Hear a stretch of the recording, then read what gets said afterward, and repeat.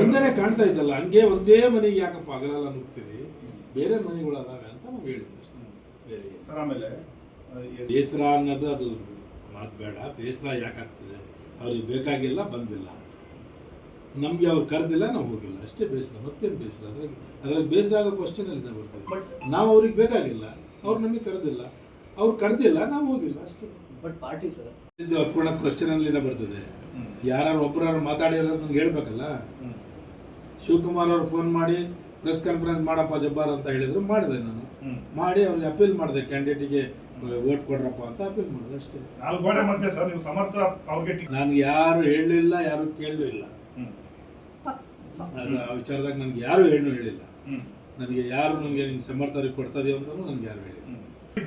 ಎಲ್ಲಿ ಒಪ್ಕೊಂಡಿದೆ ಅಂತ ತೋರಿಸ್ಬೇಕಲ್ಲ. ನಮ್ಮ ಹತ್ರ ಅದು ಮೀಟಿಂಗ್ ಎಲ್ಲ ಕಂಪ್ಲೀಟ್ ಆಗಿ ನಿಮ್ಗೂ ಇದೆ, ನಮಗೂ ಬಂದಿದೆ ಎಲ್ಲ. ಪಕ್ಷ ಅನ್ನುವಂತಹ ಮತ್ತೆ ಟಿಕೆಟ್ ಕೇಳಬೇಕಾಗಿದ್ದು ಯಾಕೆ? ಮತ್ತೆ ಅವರೇ ಹುಡುಕಿ ಕೊಟ್ಬಿಡ್ಬೇಕಾಯ್ತಲ್ಲ, ಅದು ಯಾಕೆ ಕೇಳೇ ಕೊಡ್ಬೇಕಂತ ಐತಿ? ಟಿಕೆಟ್ ಕೇಳಿದ್ರೆ ಕೊಡ್ಬೇಕಂತ ಏನಿದೆ? ಹಂಗೆ ಕೊಟ್ಬಿಡ್ಬೋದಲ್ಲ ಟಿಕೆಟ್. ಈಗ ಕರೆದಿಲ್ದಂಗೆ ಬಂದು ಅಕಸ್ಮಾತ್ ಎಲ್ಲರೂ ಸತ್ಯಕ್ಕೆ ಅನೌನ್ಸ್ ಮಾಡಿದ್ವಿ ನಾವು. ಅನೌನ್ಸ್ ಮಾಡಿದಾಗ ಇವ್ರು ನೋಡ್ರಿ, ಇವ್ರು ಬಂದಿದ್ದಕ್ಕೆ ಅಲ್ಲಿ ಓಟ್ ಬಂದಿಲ್ಲ ಅಂತ ಹೇಳೋದು, ನಾವು ಸುಮ್ಕೆ ನಾವೇ ಮಾಡ್ಕೊಂತಿದ್ವಿ ಅಂತ ಹೇಳೋದು. ಇಂಥವೆಲ್ಲ ಯಾರು ಕೇಳಬೇಕು? ಅವಶ್ಯಕತೆ ಇಲ್ಲ. ತಮ್ಮಿಂದ ಯಾವುದೇ ಲೋಪ ಆಗಿಲ್ಲ ಅಂತ ಹೇಳ್ತಿದ್ದೀರಿ, ಬಟ್ ಇಂಥ ನಿಮ್ಮಂತ ನಾನು ಆ ವಿಚಾರ ಬಂದು ಕೊಟ್ಲೇನೆ ನಿಮಗೆ ಅದು ಏನೈತೆ ಮಾತಾಡ್ತೇನೆ. ಈಗ ಸಸ್ಪೆಂಡ್ ಮಾಡಬೇಕಾದ್ರೆ ಅದಕ್ಕೆ ರೀಸನ್ ಹಾಕಿರ್ತಾರೆ, ಏನಂತ ನೋಡ್ತೀನಿ. ಅದು ಏನದು ಏನೋ ವೈರಲ್ ಆಗಿದೆ, ಅದು ಆಗಿದೆ ಅಂತ ಏನು ಹೇಳ್ತಾರಲ್ಲ, ಅದು ಏನು ವೈರಲ್ ಆಗಿದೆ ಅಂತಲೂ ನಾನು ನೋಡ್ತೀನಿ. ಆಮೇಲೆ ಕರ್ಕೊಂಡು ಉತ್ತರ ಕೊಡ್ತೀನಿ, ಪಾರ್ಟಿಗೂ ಕೊಡ್ತೀನಿ, ನಿಮ್ಗೂ ಕೊಡ್ತೀನಿ. ಅದ್ರಾಗ ಏನಿದೆ? ಮಾಡಿದ್ದೇ ತಪ್ಪು ಮಾಡಿಲ್ಲ ಅಂದಮೇಲೆ ನಾವು ಯಾರಿಗೆ ಏನು ಕೇರ್ ಮಾಡೋದಿಲ್ಲ. ಫಲಿತಾಂಶಕ್ಕೂ ಮೊದಲೇ ನಾವು ಫಲಿತಾಂಶಕ್ಕಿಂತ ಮುಂಚೆ ನಮಗೆ ಮಾಡಿದ್ದಾರೆ, ಯಾಕೆ ಅದು ಏನೋ ಗೊತ್ತಿಲ್ಲ ನನಗೆ. ಅವ್ರಿಗೆ ಅದ್ರಾಗ ಏನಾದ್ರು ನಮಗೆ ನಮ್ಮಿಂದ ಏನಾದ್ರು ತೊಂದರೆ ಇರ್ಬೋದು. ಸೋಲಿನ ಭೀತಿನ ಸರ್?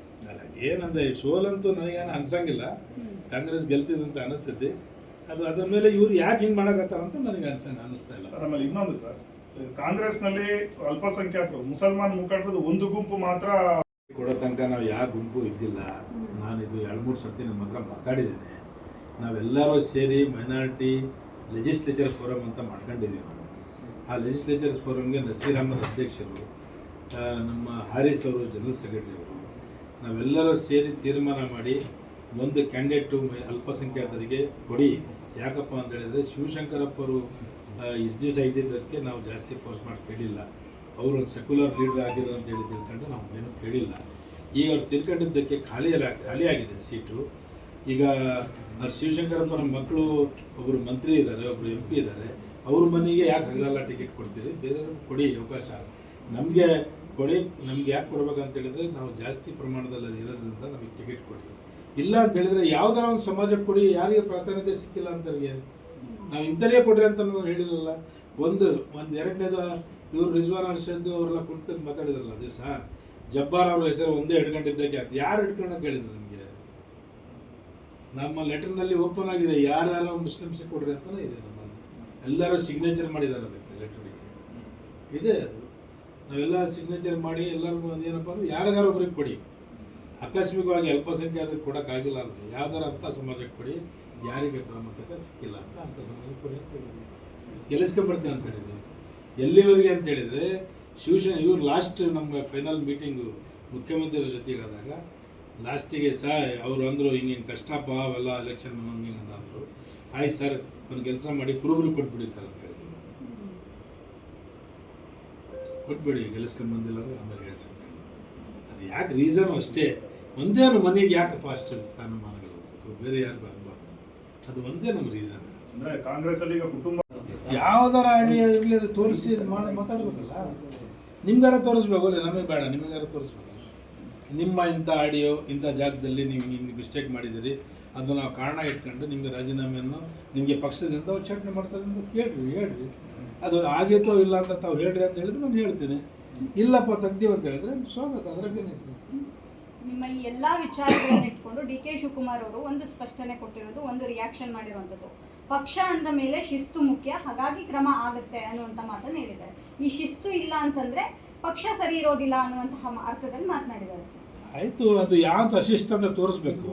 ಅಧ್ಯಕ್ಷರಾದ್ಮೇಲೆ ಅಧ್ಯಕ್ಷರಾಗಿದ್ದಾರಲ್ಲ ನಮ್ಮ ಅಧ್ಯಕ್ಷರು, ಅವರು ನಾವು ಯೂತ್ ಕಾಂಗ್ರೆಸ್ ಮೂವ್ಮೆಂಟಿಂದ ಜೊತೆಗಿದ್ದೀವಿ. ಅಶಿಸ್ತು ಅಂತ ಏನಂತ ತೋರಿಸ್ಬೇಕಲ್ಲ. ಅಶಿಸ್ತು ಅಂತ ಇಂಥದ್ದು ಮಾಡಿರೋದು ಅಶಿಸ್ತು. ನೀವು ಪಕ್ಷದಲ್ಲಿ ನೀವು ಬಂದು ಕೆಲಸ ಮಾಡಲಿಂದ ಅಶಿಸ್ತು ಅಂತ ಹೇಳಬೇಕಲ್ಲ ನಮಗೆ. ನಾವು ಪಕ್ಷಕ್ಕೆ ಯಾಕೆ ಕೆಲಸ ಮಾಡಿಲ್ಲ, ನನಗೆ ಆರೋಗ್ಯ ಸರಿ ಇಲ್ಲ ಅಂತ ಹೇಳಿದ್ದೆ ಒಂದು. ಎರಡನೇದು, ಈ ಕಾಂಗ್ರೆಸ್ಸಿಂದ ಇಷ್ಟು ಜನ ಬಂದು ಇಲ್ಲಿ ಕ್ಯಾಂಪ್ ಮಾಡಿ ಯಾರು ಒಬ್ಬರು ಬಂದು ನನಗೆ ಮಾತಾಡ್ಯಾರ ಅಂತ ಕೇಳಬೇಕಾಗಿತ್ತು. ಅದಕ್ಕೆ ಬಂದಿಲ್ಲ. ಅದು ಅಶಿಸ್ತೆ. ಅದು ಪಕ್ಷದ ಕ್ರಮವನ್ನ ಏನು ಹೇಳಕ್ ಬಯಸ್ತೀರಿ ಸರ್? ಯಾವ ಪಕ್ಷದವರು, ನಮ್ಮ ಪಕ್ಷದವರು ನನಗೆ ಹೋಗಿ ನೀನು ಕೆಲಸ ಮಾಡೋದು ಯಾರು ಹೇಳಿದಾರ? ಅಲ್ಲಿ ಪ್ರಾಥಮಿಕ ಸದಸ್ಯತ್ವದಿಂದ ತೆಗೆದು ಹಾಕಿರೋ ವಿಚಾರವನ್ನ ನೀವೇನ್ ಮಾಡಿ ಅದ್ರ ಬಗ್ಗೆ ಏನ್ ಹೇಳ್ತಾರೆ? ಪಕ್ಷದ ಕ್ರಮದ ಬಗ್ಗೆ ಅದು ಕೈಯಾಗಿ ಬಂದಿಲ್ದಂಗೆ ನಾನು ಏನು ಹೇಳಂಗಿಲ್ಲ. ಆಕಸ್ಮಿಕವಾಗಿ ಹಂಗೆ ಮಾಡಿದ್ರೆ ಅದು ಆಮೇಲೆ ಕರೆದು ಮಾತಾಡ್ತೀನಿ. ಬಂದು ನೀವು ಎಂಟ್ರಿ ತಗೊಂಡ್ರೆ ಬಂದಿರಪ್ಪ. ನಾನಂತೂ ಜೀವಮಾನದ ನಾನು 10 ಟಿಆರ್ಗೆ ಮಾತಾಡಿದ್ರು ಹೇಳಿಲ್ಲ ನನಗೆ ತೆಗ್ದಾರ ಅಂತ ಹೇಳಿ. ನಾನೇ ಖುದ್ದು ರಾಜೀನಾಮೆ ಕೊಟ್ಟಿದ್ದೀನಿ ಅಂತ ನಾನು ಹೇಳಿರೋದಿಲ್ಲ ಆ ಕಡೆ. ನಾನೇ ನನ್ನ ಸ್ವಇಚ್ಛೆಯಿಂದ ರಾಜೀನಾಮೆ ಕೊಟ್ಟಿದ್ದೀನಿ. ಯಾಕೆ ಕೊಟ್ಟಿದ್ದೀನಿ ಅಂತ ಹೇಳಿದರೆ, ಎಲೆಕ್ಷನ್ ನಡೀತು ನನ್ನ ಏರಿಯಾದಲ್ಲಿ ಎಲೆಕ್ಷನ್ ನಡೆದು ಯಾರು ಮುಖಂಡರುಗಳು, ಅಲ್ಪಸಂಖ್ಯಾತರ ಮುಖಂಡರೇ ಬೇಕಾದಷ್ಟು ಜನ ಬಂದಲ್ಲಿ ಕುಂತಿದ್ದು ದಾವಣಗೆರೆ ನಗರದಲ್ಲಿ. ಯಾರು ಬಂದು ನೀವು ಯಾರು ಏನಂತ ನನಗೆ ಮಾತಾಡಿಸಿಲ್ಲ.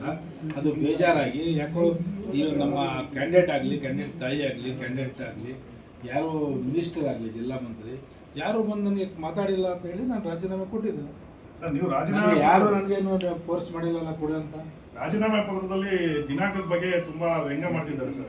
3ನೇ ತಾರೀಕು ಡೇಟ್ ಹಾಕಿ 11ನೇ ತಾರೀಕು 3ನೇ ತಾರೀಕು ಡೇಟ್ ಇದಕ್ಕೆ ಹಾಕಿದ್ದೆ ನಾವು ಕೊಡಬೇಕಂತ. ಅವಾಗೆ ಅದು ನಾನು ಯೋಚನೆ ಮಾಡಿದೆ.